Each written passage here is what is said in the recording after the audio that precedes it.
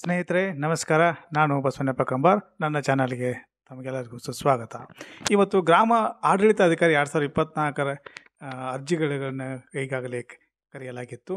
ಕರ್ನಾಟಕ ಪರೀಕ್ಷಾ ಪ್ರಾಧಿಕಾರ ಈಗಾಗಲೇ ಒಂದು ದಿನಾಂಕವನ್ನು ನಿಗದಿ ಮಾಡಿ ಒಂದು ಅಧಿಸೂಚನೆಯನ್ನು ಕೂಡ ಪ್ರಕಟ ಮಾಡಿತ್ತು. ಆದರೆ ಒಂದು ಇತ್ತೀಚಿನ ಬದಲಾವಣೆ, ಒಂದು ಮಹತ್ವದ ಬದಲಾವಣೆ ಮಾಡಿದೆ ಯಾವುದು ಕನ್ನಡ ಪರೀಕ್ಷಾ ಪ್ರಾಧಿಕಾರ. ಅದು ಏನು ಅಂತಂದರೆ ಹೇಳ್ತೀನಿ. ಕಂಪ್ಲೀಟಾಗಿ ವಿಡಿಯೋನ ನೋಡಿ, ಎಲ್ಲೂ ಕೂಡ ಸ್ಕಿಪ್ ಮಾಡಬೇಡಿ. ಈ ಮಾಹಿತಿಯನ್ನು ನೀವು ನೋಡಿ ನಿಮ್ಮ ಸ್ನೇಹಿತರಿಗೂ ಕೂಡ ಹಂಚಿ ಅಂತ ಈ ಮೂಲಕ ತಮ್ಮಲ್ಲಿ ಕೇಳ್ಕೊಳ್ತೀನಿ.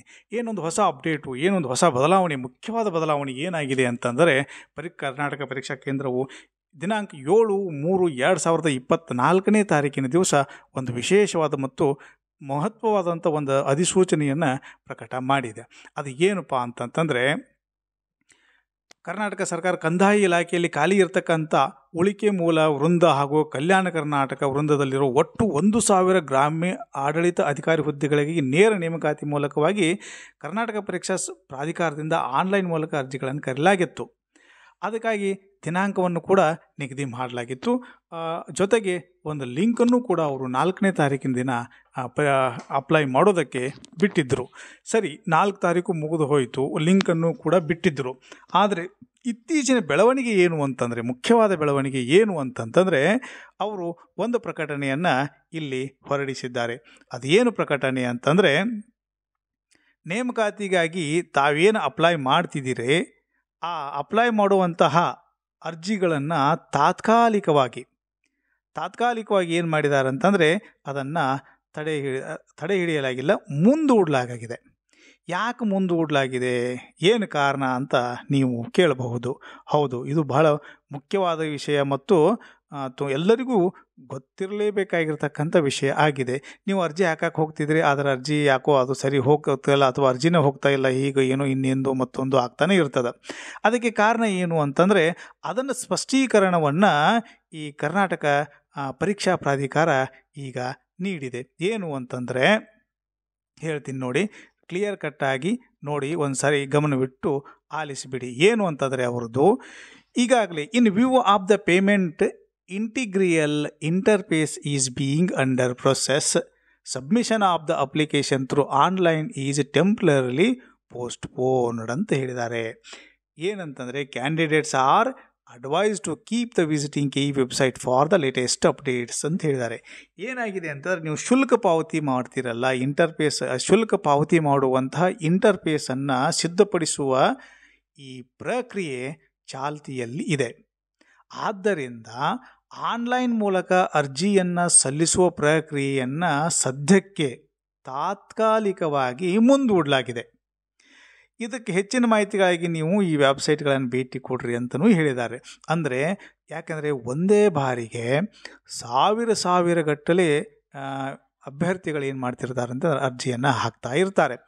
ಇಂಥ ಸಂದರ್ಭದಲ್ಲಿ ಅದು ಮೋಸ್ಟ್ಲಿ ಹ್ಯಾಕ್ ಆಗುವಂಥ ಸಂದರ್ಭ ಇರ್ತದೆ ಅಥವಾ ಸ್ಟ್ರಕ್ ಆಗುವಂಥ ಸಂದರ್ಭ ಆಗಿರ್ತದೆ. ಅದಕ್ಕಾಗಿ ಆ ಸಾಫ್ಟ್ವೇರನ್ನು ಇನ್ನಷ್ಟು ಚುರುಕುಗೊಳಿಸುವುದಾಗಿ ಮತ್ತು ಅದನ್ನು ಪ್ರಕ್ರಿಯೆ ಇನ್ನೊಂದು ಚೂರು ಬೇಗ ಆಗುವ ರೀತಿಯಲ್ಲಿ ಏನು ಮಾಡಾಕತ್ತಾರೆ ಅಂದ್ರೆ, ಅದರ ಕೆಲಸ ಪ್ರಗತಿಯಲ್ಲಿ ನಡೆದಿದೆ. ಅದಕ್ಕಾಗಿ ಹೇಳ್ತಾರೆ, ಶುಲ್ಕ ಪಾವತಿಯ ಇಂಟರ್ಫೇಸನ್ನು ಸಿದ್ಧಪಡಿಸುವ ಒಂದು ಪ್ರಕ್ರಿಯೆ, ಆ ಕೆಲಸ ಇನ್ನೂ ಕೂಡ ಏನಂದರೆ ಶೀಘ್ರವಾಗಿ ಆಗುವಂತೆ ತತ್ಕ್ಷಣಕ್ಕೇ ಅರ್ಜಿಯನ್ನು ಸ್ವೀಕಾರ ಮಾಡೋ ರೀತಿಯಲ್ಲಿ ಆ ಸಾಫ್ಟ್ವೇರನ್ನು ಸಿದ್ಧಪಡಿಸಾಕತ್ತಿದ್ದಾರೆ. ಸೊ ಹಾಗಾಗಿ ನೀವು ಆನ್ಲೈನ್ ಮೂಲಕ ನೀವೇನು ಅರ್ಜಿ ಸಲ್ಲಿಸಾಕತ್ತಿರಲ್ಲ, ಇದನ್ನು ಬಂದ್ ಮಾಡಿಲ್ಲ, ಅರ್ಜಿಯನ್ನು ಕ್ಯಾನ್ಸಲ್ ಮಾಡ್ತಿಲ್ಲ, ಬರೇ ಮುಂದೂಡಲಾಗಿದೆ. ಮುಂದೂಡಲಾದ್ಮೇಲೆ ನೀವು ಅಂತಿದ್ರಿ, ಹಿಂಗೆ 4ನೇ ತಾರೀಕಿನಿಂದ ಲಿಂಕ್ ಕೊಟ್ಟಿದ್ರು, ಅಲ್ಲಿಂದ ನೀವು ನಮಗೆ ಮತ್ತು ದಿವಸಗಳ ಕಡಿಮೆ ಬೀಳ್ತಾವೆ, ಆವಾಗ ಇನ್ನೂ ಹೆಚ್ಚು ಜನ ಏಕಕಾಲಕ್ಕೆ ಅರ್ಜಿ ಹಾಕೋದ್ರಿಂದ ಸಾಫ್ಟ್ವೇರ್ಗೆ ಇನ್ನೂ ಪ್ರಾಬ್ಲಮ್ ಆಗುತ್ತಲ್ಲ ಅಂತ ಅನಿಸಿಕೆ ಬಂದೇ ಬರ್ತದೆ. ಸಹಜ, ಹಾಗೇನಾಗೋದಿಲ್ಲ. ಪ್ರಾಧಿಕಾರದವರ ಒಂದು ಮಾಹಿತಿ ಪ್ರಕಾರ ಏನು ಹೇಳ್ತಾರೆ ಅಂತಂದರೆ, ಯಾವಾಗ ಆನ್ಲೈನ್ ಮೂಲಕ ಅರ್ಜಿ ಸಲ್ಲಿಸುವ ಪ್ರಕ್ರಿಯೆಯನ್ನು ಶುರು ಮಾಡ್ತಾರೋ ಆವತ್ತಿನಿಂದ 1 ತಿಂಗಳ ತನಕ ಮತ್ತು ದಿನಾಂಕವನ್ನು ಕೂಡ ನಿಮಗೆ ಹೆಚ್ಚಿಗೆ ಕೊಡ್ತಾರೆ ಅಂತ ಸುದ್ದಿ ಇದೆ. ಸುದ್ದಿ ಏನೋ ಖಚಿತ ಮಾಹಿತಿನೇ ಇದೆ. ಸೊ ಹಾಗಾಗಿ ಹೆದರಬೇಡಿ, ಯಾರೂ ಹೆದರಬೇಡಿ, ಗಡಬಡಿಸಬೇಡಿ. ಆಮೇಲೆ ನಿಮಗೆ ಯಾರೂ ಹೆದರಬೇಡಿ, ಓದೋದಕ್ಕೆ ನಿಮಗೆ ಸಾಕಷ್ಟು ಸಮಯಾವಕಾಶ ಸಿಕ್ಕಿದೆ.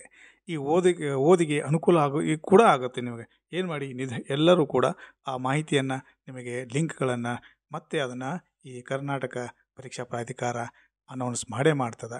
ಈಗಾಗಲೇ ಒಂದು ಪ್ರೆಸ್ ನೋಟನ್ನು ಕೊಟ್ಟಿದೆ, ಎಲ್ಲರಿಗೂ ಮಾಹಿತಿ ಹೋಗಲಿ ಅಂಥೇಳಿ. ಅದೇ ಆ ವಿಷಯವನ್ನು ತಮಗೆ ತಿಳಿಸೋದಕ್ಕಂತಲೇ ಇದು ಆ ವೆಬ್ಸೈಟ್ನಲ್ಲಿ ಪ್ರಕಟವಾಗಿರ್ತಕ್ಕಂಥ ಖಚಿತ ಮಾಹಿತಿಯನ್ನೇ ನೋಡಿಕೊಂಡೇ ನಾನು ಈ ವಿಡಿಯೋನ ಮಾಡಿ ತಮಗೆಲ್ಲರಿಗೂ ಕೂಡ ತಿಳಿಸ್ತಾ ಇದ್ದೀನಿ. ಸೊ ಹಾಗಾಗಿ ತಕ್ಷಣಕ್ಕೆ ತಾತ್ಕಾಲಿಕವಾಗಿ ತಡೆ ಹಿಡಿಯಲಾಗಿರುವಂಥದ್ದನ್ನು ಅಥವಾ ಮುಂದೂಡಲಾಗಿರುವಂಥದ್ದನ್ನು ತಕ್ಷಣವೇ ಈಗ ಪ್ರಾಧಿಕಾರ ನಮ್ಮ ಮುಂದೆ ಆ ಮಾಹಿತಿಯನ್ನು ಹೇಳ್ತದೆ. ಅದನ್ನು ನಿಮಗೂ ಕೂಡ ನಾನು ವಿಡಿಯೋ ಮೂಲಕ ತಿಳಿಸ್ತೀನಿ. ದಯವಿಟ್ಟು ಯಾರು ಗಾಬರಿ ಆಗಲ್ಲದೆ ಕರೆಕ್ಟಾಗಿ ಚೆನ್ನಾಗಿ ಓದೋದಕ್ಕೆ ಇನ್ನೂ ಸಮಯಾವಕಾಶ ಜಾಸ್ತಿನೇ ಸಿಕ್ಕಿದೆ. ಓದಿ ಇದರಲ್ಲಿ ಎಲ್ಲರೂ ಯಶಸ್ವಿ ಆಗಲಿ ಅಂತ ಈ ಮೂಲಕ ಹಾರೈಸ್ತೀನಿ. ಮತ್ತೊಂದು ವಿಡಿಯೋದೊಂದಿಗೆ ತಮ್ಮನ್ನು ಭೇಟಿ ಆಗ್ತೀನಿ. ಅಲ್ಲಿವರೆಗೂ ನಮಸ್ಕಾರ.